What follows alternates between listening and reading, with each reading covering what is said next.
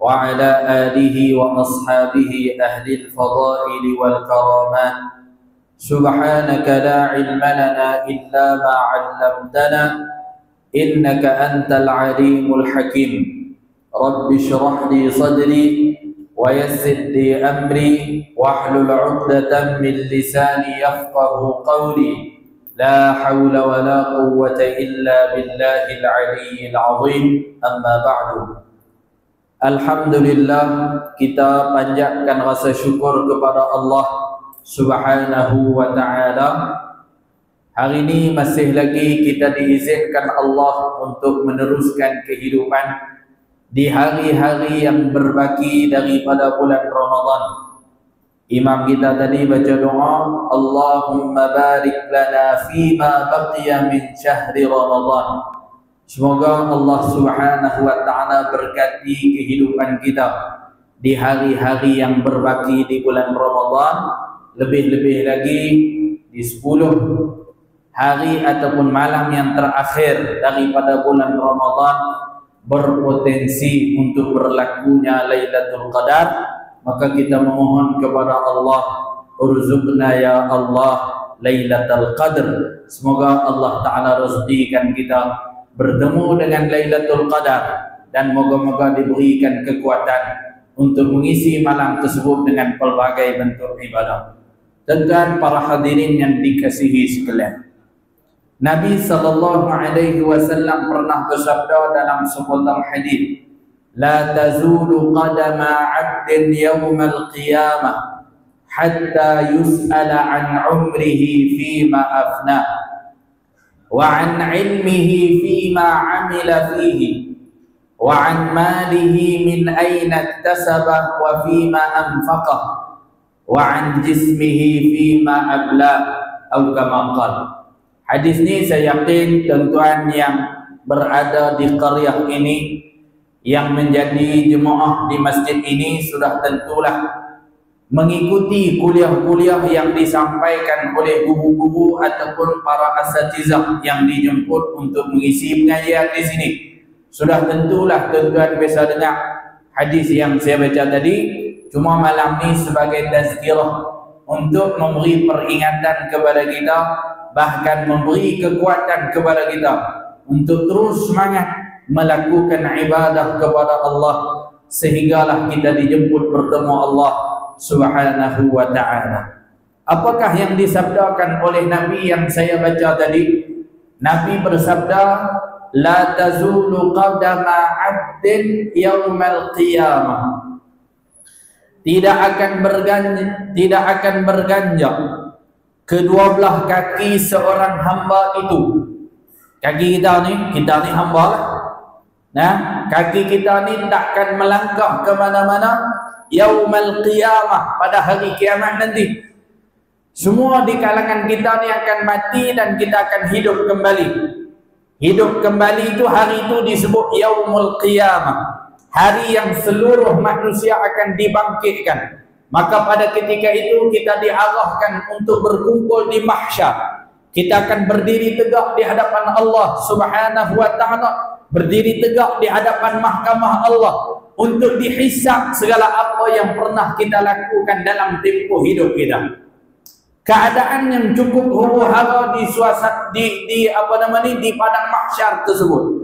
Maka pada ketika itu semua manusia berdiri tegak dan kaki tidak akan mampu melangkah ke mana-mana hatta, sehinggalah Nabi sebut yus'ala 'an 'umrihi fima afnah, sehinggalah seseorang itu ataupun seorang demi seorang disoal ataupun ditanya di hadapan Allah Subhanahu wa ta'ala.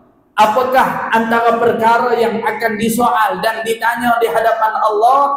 Pertama Nabi sebut an umrihi fima afna. Pertama berkaitan dengan umur, berkaitan dengan usia. Allah Ta'ala rezekikan kita hidup di atas dunia ni. Berapa lama dah kita hidup? Kalau saya baru 31 tahun. 31. Baru ni tarikh 21 hari bulan birthday saya. Harap-harap malam ni ada lah dia. Tuan-tuan para hadirin yang dikasihi sekalian, saya lahir tahun 94. Lahir tahun 94, 2004, darjah 4. Yang bunyi 4 belakang tu. Lahir tahun 94, 2004, darjah 4, 2014 habis di pondok, 2024 duduk di pondok. Buka pondok. Dan 2024 cukup anak 4 orang. Semua 4 belakang tu. Dan tu saya bayanglah 34 nanti nak jadi lagu nak. Tuan-tuan para hadirin yang dikasihi sekalian, saya Allah Ta'ala dah izinkan untuk hidup di atas dunia ni 31 tahun dah. Dan tuan-tuan, ada yang 40, ada yang 50, bahkan ada yang 60, ada yang 70. Allah Subhanahu wa Ta'ala rezekikan kita untuk hidup di atas dunia ni bukan hanya dilepaskan begitu sahaja, akan tetapi akan dipertanggungjawabkan, akan disoal di hadapan Allah Subhanahu wa Ta'ala apakah yang kita isi dalam tempoh hidup kita, yang pada ketika itu tidak ada manusia pun diizinkan untuk berbohong dan menipu di hadapan Allah. Al-yawma nakhtimu ala afwahihim wa tukallimuna aydihim wa tashhadu arjuluhum bima kanu yaksibun. Dalam surah Yasin tiap-tiap malam Jumaat kita baca, Allah Subhanahu wa Ta'ala mengingatkan kita, al-yawma, pada hari tersebut, nakhtimu ala afwahihim, kami kunci ataupun tutup mulut kalian semua. Ni mulut kita ada boleh bercakap ni, saya boleh bercakap, tuan-tuan boleh bercakap, semua di kalangan kita Allah rezekikan, izinkan kita untuk bercakap menggunakan mulut dan lidah yang Allah anugerahkan kepada kita. Akhirat nanti, waktu manusia disoal di hadapan Allah, mulut dan lidah ada boleh bercakap ni, Tuhan tutup sah, tak boleh bercakap waktu tu. Tuhan akan tanya pelbagai bentuk nikmat yang kita dapat di atas dunia ni, dan mesti kita kena jawab apa benda yang kita guna dengan nikmat yang Tuhan berikan kepada kita. Thumma latus'alunna yawma idzin 'anil na'im. Kemudian pada hari tersebut, yakni hari akhirat nanti, latus'alunna, sesungguhnya kamu akan ditanya, 'anil na'im, berkaitan dengan nikmat-nikmat yang kamu dapat. Semua nikmat yang kita dapat, termasuk nikmat umur. Fima afna, Tuhan katanya, nikmat umur yang Tuhan bagi kat kita, tempoh hidup yang panjang di atas dunia ni, kita isi buat apa? Apa benda yang kita buat dalam tempoh hidup yang Allah anugerahkan kepada kita? Nakhtimu ala afwahihim, kami tutup mulut kalian semua, tak boleh bercakap waktu tu. Lepas tu nak jawab lagu mana? Wa tukallimuna aydihim, Allah izinkan tangan-tangan manusia, Allah izinkan tangan-tangan mereka itu untuk berbicara di hadapan Allah. Kalau Allah berkuasa untuk mengizinkan mulut dan lidah untuk bercakap, Allah itu juga berkuasa untuk mengizinkan tangan untuk bercakap. Hari ini mungkin kita tak bisa dengar tangan bercakap, walaupun sebahagian di kalangan mak kita biasa sebut, nak mak bercakap dengan mulut ke bercakap dengan tangan? Ada biasalah sebut lagu tu, tapi tak keluar pun suara kot tangan. Cuma dia nak bagi kita duduk diam, nak bagi kita duduk elok. Dia kata, buah sangat ni, mak bercakap dengan mulut tak dengar, nak mak bercakap dengan mulut dengan tangan. Ada biasalah sebut lagu tu, tapi taklah biasa kita dengar suara keluar kot mulut ni, suara keluar kot tangan. Wa tukallimuna aydihim, Allah izinkan tangan-tangan manusia untuk berbicara di hadapan Allah, dan pada ketika itu tangan tidak akan berbohong di hadapan Allah, tangan akan jujur di hadapan Allah apa yang dilakukan oleh Tuhan dia. Tangan kita akan bercakap depan Tuhan nanti. Wa tashhadu arjuluhum bima kanu yaksibun, kaki-kaki manusia pada ketika itu akan menjadi saksi di hadapan Allah apa benda yang dia buat dalam tempoh hidup atas dunia. Alhamdulillah, dalam tempoh hidup kita, tangan dan kaki kita duk mai ke masjid, kaki kita melangkah berjalan ke masjid, insya-Allah yang inilah sebahagian daripada jawapan yang kita akan persembahkan di hadapan Allah Subhanahu wa Ta'ala. Dalam tempoh hidup kita, kita isi dengan majlis ilmu, kita isi dengan ibadah, kita isi dengan zikir, kita isi dengan baca Quran, isi dengan sedekah, isi dengan pelbagai bentuk ibadah. Yang inilah yang akan jadi jawapan yang kita nak jawab di hadapan Allah Subhanahu wa Ta'ala. Daripada sekecil-kecil perbuatan sampailah sebesar-besar perbuatan, semuanya akan diambil kira oleh Allah Subhanahu wa taala pada ketika itu. Faman ya'mal mithqala dzarratin khairan yarah wa man ya'mal mithqala dzarratin syarran yarah. Ayat yang selalu kita dengar orang baca, kita pun duk baca juga. Tuhan sebut siapa pun yang melakukan sesuatu perbuatan mithqala dzarrah, remeh sangat kalau ditimbang berat biji sawi, khairan, tetapi perbuatan itu dikategorikan daripada perbuatan baik, yarahu, tetap akan diperlihatkan oleh Allah, tetap akan diambil kira oleh Allah Subhanahu wa taala. Tabung tu ada banyak ni, dia buat duit malam tu tak banyak, dia buh dalam tabung ni sekupang, dia buh dalam tabung ni sekupang. Sini panggil sekupang kan 10 sen sama kan, sekupang pun boleh, 10 sen pun boleh. Tabung ni sekupang, tabung ni sekupang, tabung cuma sekupang, yalah dia taklah berat sangat. Kalau dia jatuh pun bunyi dia tak deras. Nah, tabung ni sekupang, tabung ni sekupang. Remeh dia nampak. Kecil sangat kalau ditimbang. Allahu Rabbi, tak bergerak jarum penimbang tu. Tetapi perbuatan itu dikategorikan daripada perbuatan yang baik.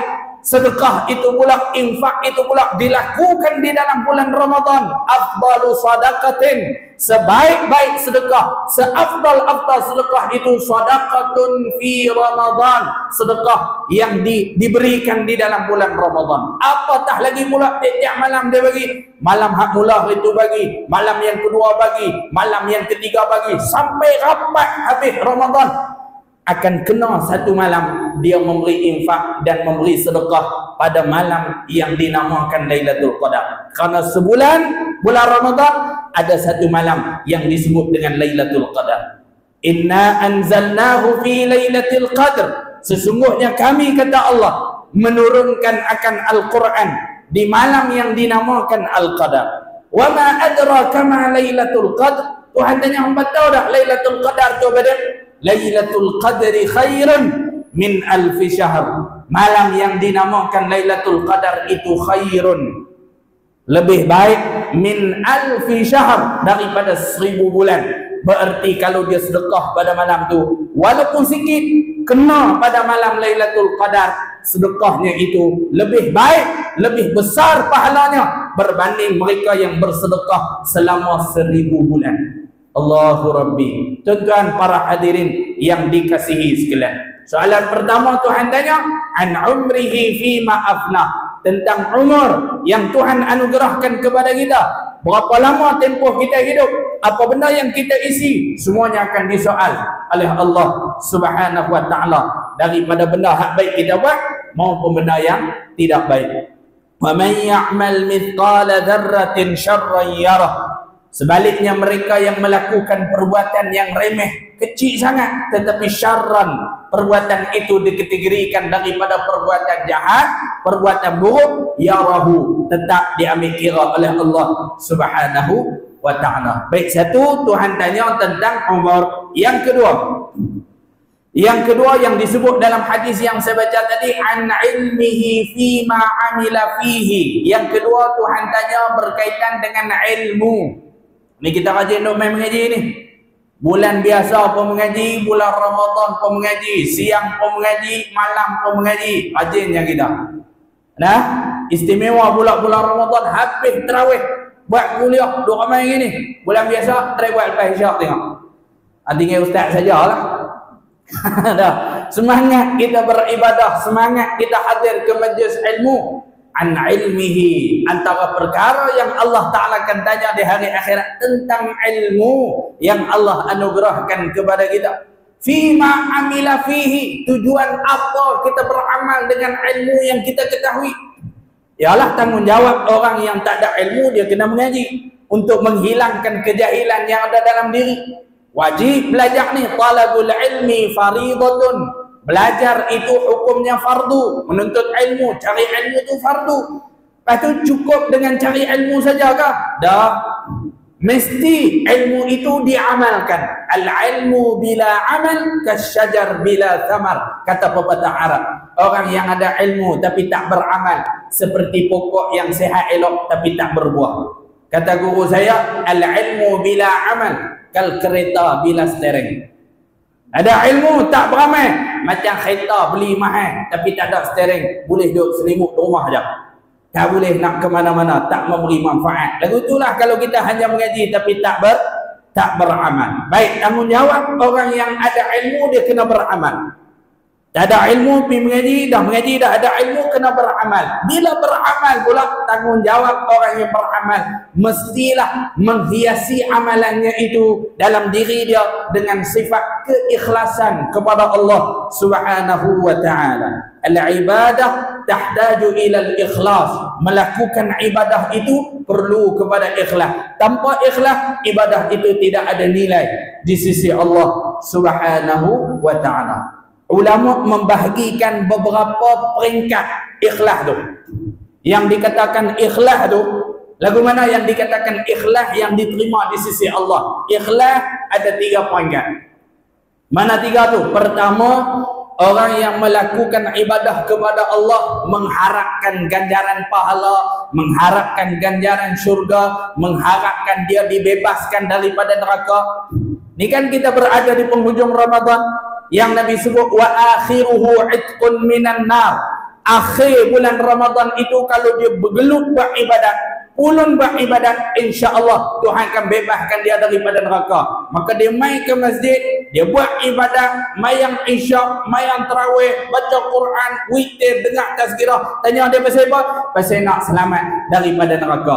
Orang yang buat kerana syurga, orang yang buat kerana nak selamat daripada neraka, orang yang buat kerana nak pahala, dikira ikhlas ataupun tidak. Ulama mengkategorikan ikhlas ni kepada 3. Orang yang buat ibadat kerana hak yang kita sebut tadi tu masih dikira ikhlas, tapi ikhlas hak paling rendah. Tak apalah, rendah-rendah pun masih dikira ikhlas lah lagi. Maksudnya boleh, tak ada masalah. Itu peringkat hak paling rendah. Nombor berapa? Nombor 3. Adapun hak nombor 2, tinggi sikit daripada hak nombor 1 tadi. Dia melakukan ibadah kerana kasih dan cinta kepada Allah. Dia buat ibadat kerana mengharapkan Allah, melakukan ibadah untuk merapatkan diri dia dengan Allah. Pertama tadi buat ibadat kerana mengharapkan balasan daripada Allah. Yang nombor 2 atas sikit pada tu, melakukan ibadah untuk mendekatkan diri kepada Allah. Dia kata tak apa, aku tak pandang kepada hak Tuhan tawarkan, aku tak pandang kepada kelebihan demi kelebihan, aku tak pandang kepada pahala syurga dan sebagainya, tapi aku buat ni pasal aku nak rapat hubungan dengan Allah. Bila rapat, hak tadi boleh saja aja. 2, tinggi sikit, melakukan ibadat kerana nak mengakrabkan diri, nak mendekatkan diri kepada Allah Subhanahu wa taala. Kita ada tahu nak boleh hak nombor 3 tadi pun syukur dah. Kan? Hak bawah dah tu tak ada apa. Melakukan ibadah li ghairillah, kerana yang lain daripada Allah. Tanya hang pasal apa main yang tarawih di masjid? Saya aku tak main, orang kata apa pula? Tu kerana siapa tu? Usalli zakan lillahi ta'ala. Mikrofon pula. Kan? Saya aku tak main, saya dia kata apa pula? Kerana orang katakan ataupun kerana Allah. Jadi ikhlas ni mudah nak sebut, tetapi ni nak semai dalam hati dan jiwa cukup payah. Maka dengan sebab tu al-ikhlasu yahtaju ila al-mumarasah. Ikhlas ni perlu kepada latihan, kena duk latih. Jangan duk tunggu ikhlas baru mai. Tanya siapa tak mai masjid, tak ikhlas lagi. Tunggu ikhlas nanti baru mai. Apa kata tak mai? Latih, mai dan cuba tanamkan ikhlas tu, tanamkan sampai masa nanti, insya-Allah dengan bantuan daripada Allah dapat kita semaikan ataupun tanamkan benih-benih ikhlas dalam hati kita.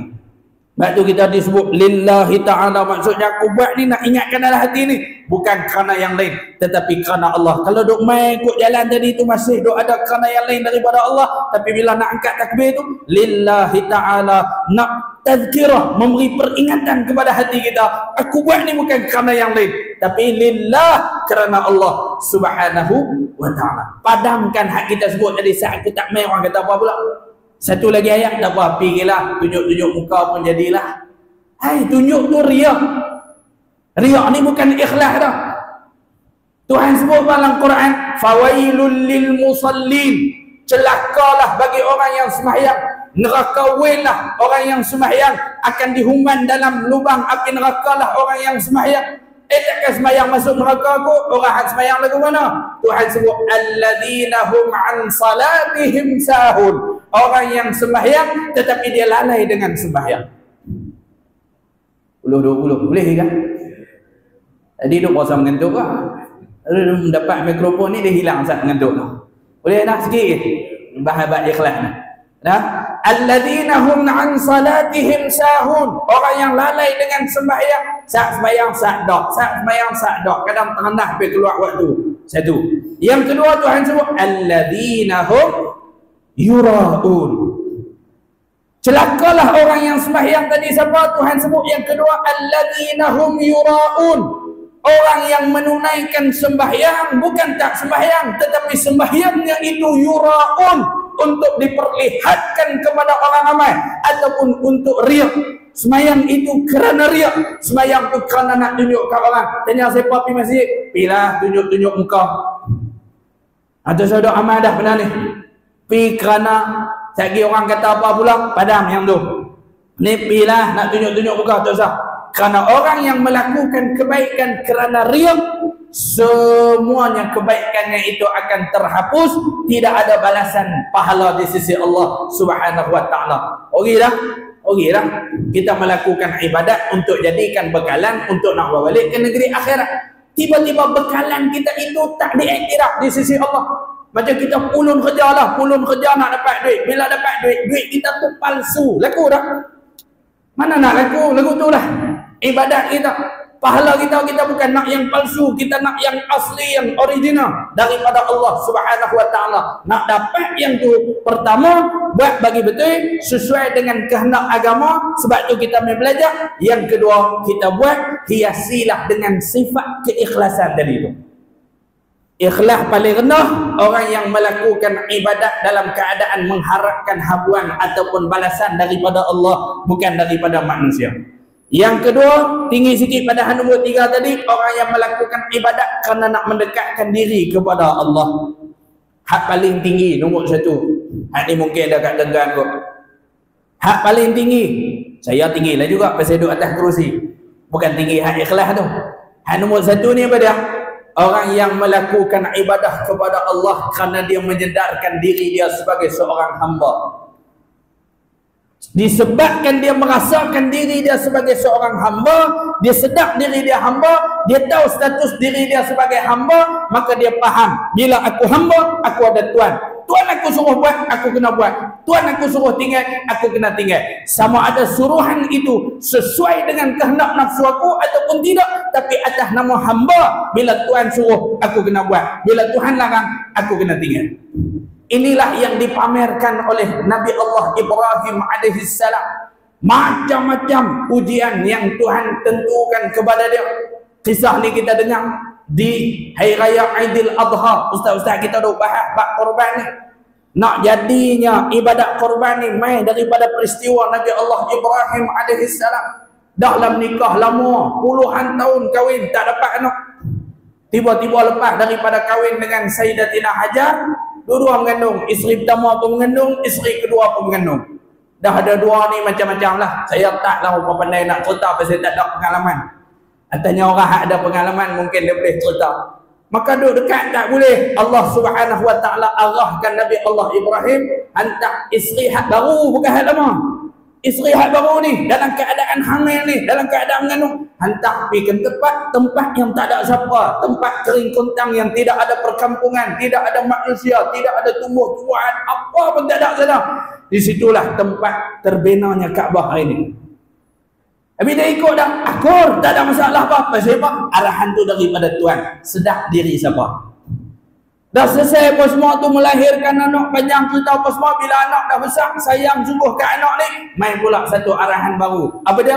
Suruh sembelih anak ada sayang tadi. Nabi Ibrahim buat dah. Buat pasal apa? Sedap diri sebagai seorang hamba. Inilah sifat taqwa yang perlu kita raih dalam tempoh Ramadan. Allah Ta'ala hantar Ramadan sebulan mai kat kita. La'allakum tattaqun. Ibadah puasa yang disyariatkan kepada kita, mendidik kita menjadi hamba Allah yang bertakwa. Apa arti takwa? Tauhid sebut di atas mimbar, melaksanakan apa yang disuruh oleh Allah, meninggalkan apa yang dilarang oleh Allah. Maka sebulan kita berpuasa ni, agak-agak dalam diri kita ada tak lagi sifat tadi? Rasa takut dan gerun kepada Allah untuk meninggalkan apa yang disuruh, dan rasa takut dan gerun kepada Allah untuk melakukan apa yang dilarang oleh Allah Subhanahu wa ta'ala. Kembali kepada amalan. Berilmu mestilah beramal, bila beramal mestilah ikhlas kerana Allah. Sekalipun ikhlas peringkat nombor 3 tadi, melakukan ibadah kerana mengharapkan habuan yang disediakan oleh Allah yang berupa pahala syurga dan sebagainya. Maka orang yang ada ilmu, Tuhan akan tanya nanti an ilmihi fima amila fihi, dengan ilmu yang Allah anugerahkan kepada kita, apa tujuan kita beramal daripada ilmu tadi? Kerana orang lain kah? Kerana nak tunjukkan orang kah? Ataupun kerana Allah? Dua. Pertama tadi tentang usia ataupun umur. Yang kedua tentang ilmu. Yang ketiga, tak boleh banyak kan, tazkirah bukan ceramah. Nah, sikit nak habis dah. Banyak sangat pun bukan nak ingat, tak ada siapa tulis pun. Okey, nombor 3. Apa-apa tak ada sedia nak tulis apa lah, pasal nama tazkirah bukan panjang. Bila pendek, cepatlah boleh ingat. Nah, okey, yang ketiga, wa an malihi min aina iktasabahu wa fima anfaqah. Yang ketiga, Tuhan akan tanya kita an malihi, tentang hartanya, harta yang kita cari ini. An malihi, Tuhan akan tanya harta yang menjadi milik kita, daripada sekecil-kecil harta yang direzekikan oleh Allah sampailah sebesar-besar harta, sama ada rumah ataupun tanah ataupun kenderaan ataupun duit, apalah yang dikatakan harta, mal, harta yang menjadi milik kita. Tuhan tanya apa? Min aina iktasabahu, lagu mana harta tu boleh jadi milik kita? Lagu mana cara kita berusaha untuk menghasilkan harta tadi yang boleh jadi milik kita tu? Adakah usaha kita itu dengan cara yang halal, dengan cara yang diizinkan oleh Allah ataupun tidak? Lagi banyak harta kita, lagi banyaklah kita nak kena jawab di hadapan Tuhan. Tuan-tuan para hadirin yang dikasihi sekalian, adalah satu cerita tapi saya lewat dah tunggu hari lain lah. Cerita bab harta ni. Hari lain lah, malam ni tak mau cerita dah, panjang. Wa an malihi, Tuhan akan tanya berkaitan dengan harta, min aina iktasabah, daripada mana usaha kita boleh dapat harta tu boleh jadi milik kita. Bayangkan tuan-tuan yang dikasihi sekalian, ada orang yang berulang alik mai ke masjid. Sini mungkin tak berlaku tempat lain. Berulang alik mai ke masjid, tetapi ada sebahagian daripada tanah dia bukanlah menjadi milik dia. Dia salah dalam bab pembahagian harta, disebabkan dia paling besar dalam keluarga tersebut, dia paling berusaha dalam keluarga tersebut, dia ambil harta tadi lebih pada orang lain, termasuk harta yang jadi milik dia tu dia ambil hak orang lain. Pembahagian faraid yang tidak sah ataupun tak kena cara. Apa nak jawab depan Tuhan? Itu hak berulang alik mai ke masjid tu. Hak tak berulang alik tu saya tanya dah. Harta yang menjadi milik kita dengan cara yang halal tetap akan dipersoalkan di hadapan Allah. Lebih-lebih lagi, harta itu berkait dengan harta yang haram. Maka kata Sayyidina Ali karramallahu wajhah, halaluha hisabun wa haramuha iqabun. Yang halal tetap akan dihisab di hadapan Allah, yang haram tetap akan diiqab ataupun mendapat balasan daripada Allah Subhanahu wa ta'ala. Dan Allah Ta'ala akan tanya berkaitan dengan had nombor 3 tadi. Dia soalan tu nombor 3, tapi dia pecah kepada 2 soalan. An malihi min aina iktasabah, harta tadi dah jadi milik kita, lagu mana cara kita dapatkan dia? Yang kedua, bila kita dah jawab elok, semua tu boleh jadi milik kita dengan cara elok, dengan cara yang halal apa semua. Tuhan tambah lagi satu soalan. Apa dia? Wa fima anfaqah, harta tadi kita belanjakan ke mana? Harta tadi kita infakkan ke mana? Ciri-ciri orang yang bertakwa yang disebut di awal surah Al-Baqarah, alladzina yu'minuna bil ghaibi wa yuqimuna as-salah wa mimma razaqnahum yunfiqun. Bulan Ramadan ni hari-hari baca, dia buat tahlil sebelum buka puasa tu. Mesti bacanya ayat ni. Tak baca ni sebab tak sah lah. Nah, mesti bacanya. Faham ke tak faham? Tuhan cerita ciri-ciri orang yang bertakwa. Alladzina yu'minuna bil ghaib. Orang yang bertakwa ni dia percaya, yakin dengan cerita ghaib yang dicerita dalam Quran. Cerita tentang azab kubur, cerita tentang syurga, cerita tentang neraka, cerita tentang akhirat. Orang yang beriman, yang bertakwa ni mesti dia yakin, mesti dia percaya. Wa yuqimuna salah. Yang kedua, orang yang bertakwa dia mendirikan salat. Yang ketiga, wa mimma razaqnahum yunfiqun. Apa yang kami rezekikan kepada mereka, yunfiqun, mereka belanjakan di jalan Allah Subhanahu wa ta'ala. Alhamdulillah, kita hadumai masjid, kita yang duk majlis-majlis yang macam ni, main masjid ada sahaja tabung-tabung yang disediakan. Maknanya sangat berpeluang untuk kita nak wujudkan sifat takwa yang disebut dalam ayat tadi, mimma razaqnahum yunfiqun. Apa yang Allah rezekikan kepada kita, ambil sikit, yunfiqun, infakkan sikit, bukan banyak, sikit je daripada Tuhan bagi yang banyak tadi tu. Dan yang terakhir antara yang Tuhan akan soal kita, apa dia? Wa an jismihi fima ablah. Wa an jismihi. Yang keempat, Allah Ta'ala akan tanya tentang jisim, tubuh badan kita yang sehat elok ni. Mata sehat, boleh melihat. Telinga sehat, boleh mendengar. Telinga duk dengar kuliah, mata duk tengok jam, maknanya masih berfungsi lagi tu. Mulut sehat, boleh duk bercakap. Perut sehat, boleh masuk apa jenis makanan pun. Tangan sehat, boleh duk bergerak. Kemaluan kita pun sehat, nak tunai hajat, qada hajat sehat, tak ada masalah apa. Kencing okey, berak okey, kaki pun sehat, boleh melangkah ke mana tempat untuk kita pergi. Ingat, semua anggota yang ada kat kita ni, inilah rakyat kita. Inilah rakyat kita. Kullukum ra'in, kata Nabi, setiap di kalangan kamu itu adalah pemimpin. Wa kullukum an ra'i wa kullukum mas'ulun an ra'iyati. Setiap di kalangan kamu itu bertanggung jawab di atas rakyat yang ada di bawah kamu. Apakah rakyat yang ada di bawah kita? Paling kurang rakyat kita ni, anggota kita ni. Anggota kita ni, rakyat kita. Tuhan kan tanya, aku bagi mata ke hang, hang tengok apa? Aku bagi telinga ke hang, hang dengar apa?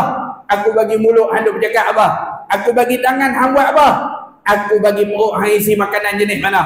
Aku bagi kaki, hang melangkah ke mana? Kesemuanya akan disoal oleh Allah an jismihi fi ma'ablah, dengan tubuh badan yang sehat. Apa yang kita gunakan anggota tersebut, kita buat apa ataupun kita melakukan apa dengan menggunakan anggota tersebut. Berkaitan dengan umur, berkaitan dengan ilmu, berkaitan dengan harta, berkaitan dengan tubuh badan yang sehat ini. Mudah-mudahan dengan apa yang kita cuba isikan dalam tempoh hidup kita, lebih-lebih lagi di bulan Ramadan, dengan apa yang kita cuba amalkan daripada pengetahuan kita yang kita dapat melalui majlis-majlis ilmu seumpama ini, mudah-mudahan semuanya itu menjadi jawapan yang kita akan jawab di hadapan Allah Subhanahu wa ta'ala. Mudah-mudahan Allah memberi kebahagiaan dan kejayaan kepada kita dunia dan juga akhirat. Selesai Ramadan, moga-moga Ramadan mendidik kita menjadi hamba Allah yang bertakwa, membersihkan kita daripada dosa. Bila dosa dibersihkan, lahir di kalangan hamba Allah yang bertakwa. Wa ulaika humul muflihun, kata Allah, mereka ini sahaja, yakni yang beriman dan bertakwa kepada Allah, mereka ini sahaja yang muflihun, yang mendapat kemenangan dan kejayaan, sama ada di dunia, lebih-lebih lagi di akhirat kelak. Makasih pada pihak masjid malam ni kali kedua memberi peluang kepada saya. Saya sebut hari tu ni waktu main tazkirah nak main tahun depan, dia berasa lambat sangat kot. Tahun depan ada suruh main pula malam ni. Jadi kalau tuan-tuan dengar berasa cemuih ke boring ke, pasal dua kali kan, kali pertama hari tu tak apalah, dengar kali pertama ni kali kedua. Jadi saya mohon maaf, moga-moga apa yang disampaikan bermanfaat untuk kita semua. Makasih atas perhatian yang diberikan. Walaupun main dua kali, tabung tetap bawa juga. Jadi sekali lagi pihak kami, pihak pondok nak membuka peluang kepada tuan-tuan, siapa yang nak bagi infak, mana tahu malam ini malam Lailatul Qadar. Nah, kalau nak buat tiap-tiap malam yang saya sebut tadi, ahlan wa sahlan, dialu-alukan. Nombor akaun dah ambil dah. Kan? Malam ni berapa? Minggu ni apa, malam esok berapa? Lusa berapa? Niatlah untuk kita infakkan di jalan Allah Subhanahu wa taala. Mudah-mudahan dengan infak tersebut bangunnya pusat pengajian yang mendidik masyarakat, anak bangsa generasi hari ini dan akan datang untuk menjadi insan yang saleh, salehah, dan mudah-mudahan mereka lah yang saleh ini bukan hanya saleh tetapi berilmu. Mudah-mudahan mereka ini pada masa yang akan datang qaidul mustaqbal, dengan ilmu yang dibekalkan kepada mereka, mereka lah yang memimpin generasi yang akan datang, memimpin ke jalan yang benar seperti yang diajar oleh baginda Nabi sallallahu alaihi wa alihi wa sahbihi wasallam.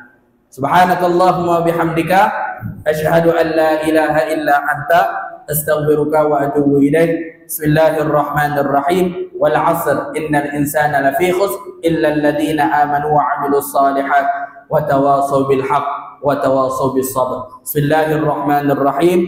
Allahumma aghnina bil ilmi wa zayyinna bil hilmi wa akrimna bit taqwa wa jammilna bil 'afiyah. Allahumma taqabbal minna innaka antas samiul 'alim wa tub 'alaina innaka antat tawwabur rahim. Wa sallallahu wa sallama alaihi walhamdulillahi rabbil alamin. Mohon maaf atas kekurangan. Assalamualaikum warahmatullahi wabarakatuh.